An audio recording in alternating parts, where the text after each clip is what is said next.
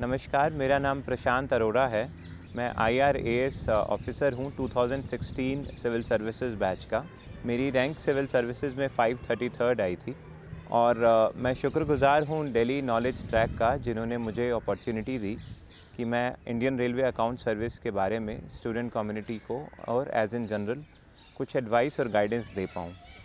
वैसे IAS और IPS और फॉरेन सर्विस के बारे में एक वाइड नॉलेज डेटाबेस है, पर एलाइड सर्विसेज के बारे में थोड़ी जानकारी स्टूडेंट कम्युनिटी में कम है और इसी बारे में आज मैं आपसे IRAS के बारे में बात करना चाहूँगा।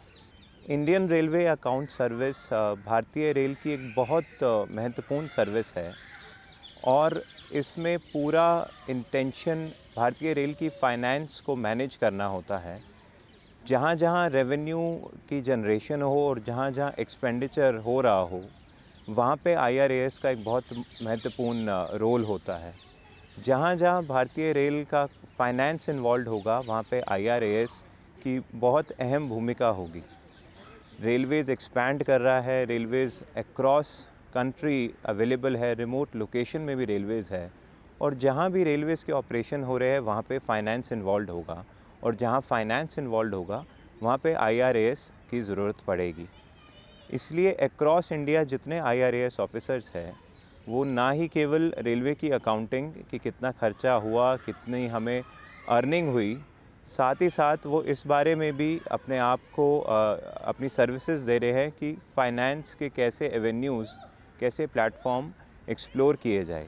जहाँ जहाँ मनी का मैटर इन्वॉल्व होगा, वहाँ पे IRAS का मेन लीड रोल होगा।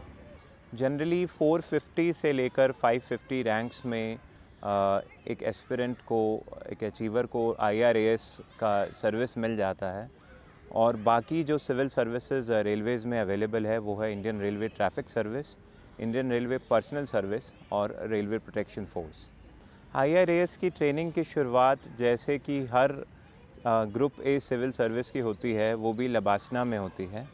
यहाँ पर 3 मंथ का फाउंडेशन कोर्स होता है, जहाँ पे डिफरेंट ग्रुप ए सर्विसेज एक साथ फाउंडेशन कोर्स करती है और ये एक यूनिक अपॉर्चुनिटी होती है कि आप डिफरेंट डिपार्टमेंट्स के बारे में और डिफरेंट डिपार्टमेंट के ऑफिसर्स के बारे में, उनके वर्क के बारे में जान पाओ और ये एक बहुत बढ़िया स्टार्ट होता है आपकी सर्विस की ट्रेनिंग का।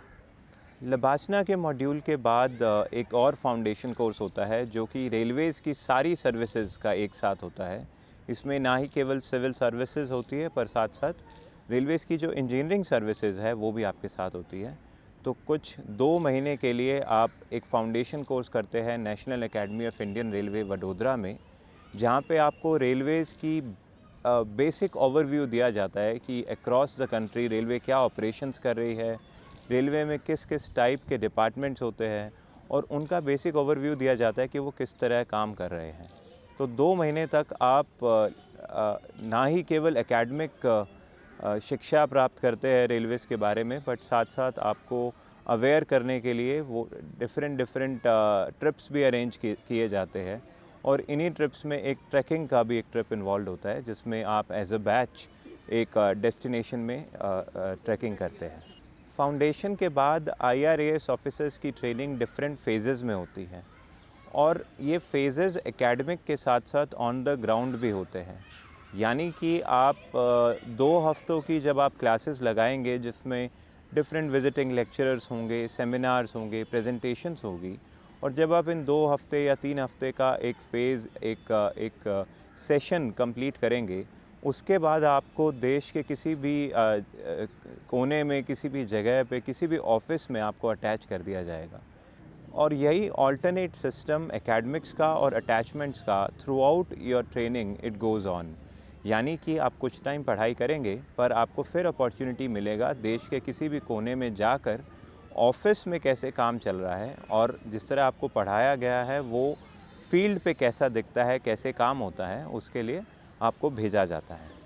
National academy of Indian Railways Vadodara में है और ये एक बहुत ही बेहतरीन एकेडमी है, जहाँ पर अब रेलवे यूनिवर्सिटी भी स्टार्ट हो गई है और बुलेट ट्रेन के लिए जो हाई स्पीड रिसर्च सेंटर जो है वो भी वहाँ पे अब शुरुआत उसकी भी वहाँ हो रही है। ये एकेडमी बहुत ही सुंदर है, बहुत ग्रीन है, बहुत क्लीन है और यहाँ पे कल्चरल और स्पोर्ट्स एक्टिविटीज़ के लिए बहुत ज़्यादा फैसिलिटीज़ है। आप अपने सिविल सर्विस के स्ट्रगल के टाइम दिन भर पढ़ाई करते हैं और अपनी को करिकुलर एक्टिविटीज़ में ध्यान नहीं दे पाते हैं। तो ये ऐसी एक एकेडमी है जहाँ पर जाकर मैंने देखा है कि tennis player, cricket players, football players, artist, dance और सिंगिंग और स्टैंड अप कॉमेडी, ऐसी बहुत चीज़ें हैं जो लोग एक्सप्लोर करते हैं और ये एकेडमी आपको पूरा मौका देती है ऐसी चीज़ों को एक्सप्लोर करने का। मैंने खुद स्टैंड अप कॉमेडी इसी एकेडमी में शुरू किया था, उसके बाद लबासना में, NADT में, कई सारी एकेडमीज़ में जाके मैंने परफॉर्म किया और वो काफ़ी अच्छा रिसीव भी किया गया। पेरेंट एकेडमी यानी नायर की पढ़ाई के बाद हमारी अटैचमेंट्स लगती है डिफरेंट एकेडमीज़ में और इसमें सबसे पहले हम जाते हैं national academy of audit and accounts Shimla में, उसके बाद जाते हैं national academy of direct taxes और फिर सारी अकाउंट सर्विसेज यानी IRAS, IDAS, ICAS और IPTAF ये सब NIFM में 1.5 महीने का कोर्स करते हैं जिसमें अकाउंट्स और फाइनेंस के बारे में उनको पढ़ाया जाता है। उसके बाद हमारी अटैचमेंट्स लगती है रेलवे बोर्ड और पार्लियामेंट में।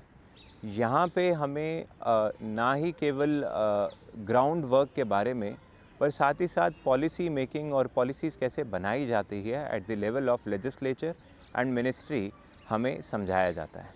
इस ट्रेनिंग में फॉरेन अटैचमेंट्स भी होती है।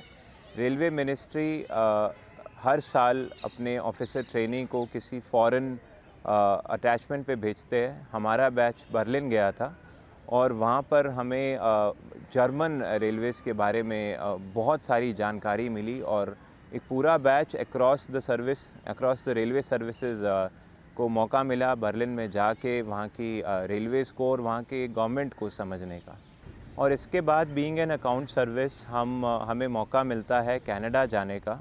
वहाँ पे सेनेका इंटरनेशनल एक ऑर्गेनाइजेशन है जहाँ पर हमें फाइनेंस और अकाउंट्स और गवर्नमेंट फाइनेंस मैनेजमेंट के बारे में सिखाया जाता है। ट्रेनिंग के ख़त्म होने से पहले हमें ज़ोन एलोकेट हो जाते हैं और रेलवे के डिफरेंट जोन्स में पोस्टिंग्स आ जाती है। जब आप उस जोन में जाते हैं तो आपको डिवीज़न या जोनल लेवल पे पोस्टिंग मिलता है। रेलवेज़ में IRAS ऑफिसर डिफरेंट प्लेटफॉर्म्स पे पोस्ट होते हैं। वो डिवीज़न में, वर्कशॉप्स में, जोन में या रेलवे बोर्ड में पोस्टेड रहते हैं। किसी भी यंग ऑफिसर की शुरुआत डिवीज़न में as assistant division finance manager शुरुआत होती है और अगर यही ऑफिसर हेडक्वार्टर में पोस्ट हो तो उसकी डेजिग्नेशन असिस्टेंट फाइनेंशियल एडवाइज़र होती है। IRAS में करियर प्रोग्रेशन फास्ट और सिस्टमेटिक है। आप शुरुआत डिवीज़न में as an assistant division finance manager करते हैं, फिर आप प्रमोट होकर डिवीज़न फाइनेंस मैनेजर और सीनियर डिवीज़न फाइनेंस मैनेजर बनते हैं। हेडक्वार्टर में आप असिस्टेंट फाइनेंशियल एडवाइज़र के बाद senior assistant financial adviser, deputy financial adviser और प्रिंसिपल फाइनेंशियल एडवाइज़र बनते हैं। रेलवे बोर्ड में भी IRAS ऑफिसर्स पोस्ट होते हैं और जैसे director, executive director, principal executive director, additional member, financial commissioner.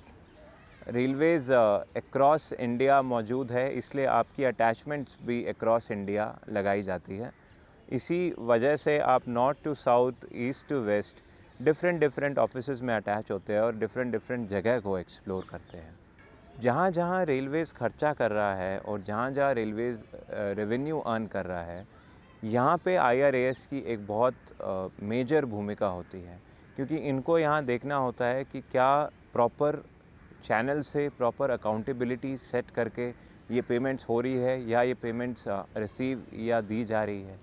और इसीलिए चाहे टेंडर्स हो, बिल्स हो, नए अपॉर्चुनिटीज़ हो रेवेन्यू जनरेशन के या एक्सपेंडिचर करने के, यहाँ पे IRAS एक लीड रोल अदा करता है। जनरली ऐसा देखा जाता है कि एक पर्टिकुलर सर्विस एक पर्टिकुलर डिपार्टमेंट में ही है और थ्रू आउट योर करियर आप उसी डिपार्टमेंट में रहेंगे, यह एक मिथ है।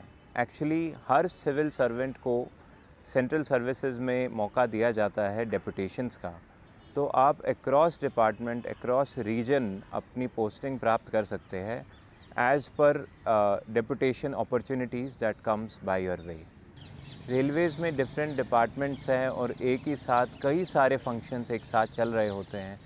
इसी वजह से फाइनेंस इसका एक नोडल डिपार्टमेंट बन जाता है, क्योंकि जहाँ भी आप कुछ नया करना चाहेंगे वहाँ पे फाइनेंस इन्वॉल्व होगा। यानी हर प्रपोज़ल, हर एक आइडिया की जो फ़ाइल होगी वो फाइनेंस के पास एडवाइसेस के लिए ज़रूर आएगी। इससे आपका गवर्नमेंट के तंत्र को समझने का और स्पेशली रेलवेज़ कहाँ-कहाँ, कैसे-कैसे फ़ंक्शन कर रहा है, उसको समझने का एक बहुत बड़ा एवेन्यू मिल जाता है।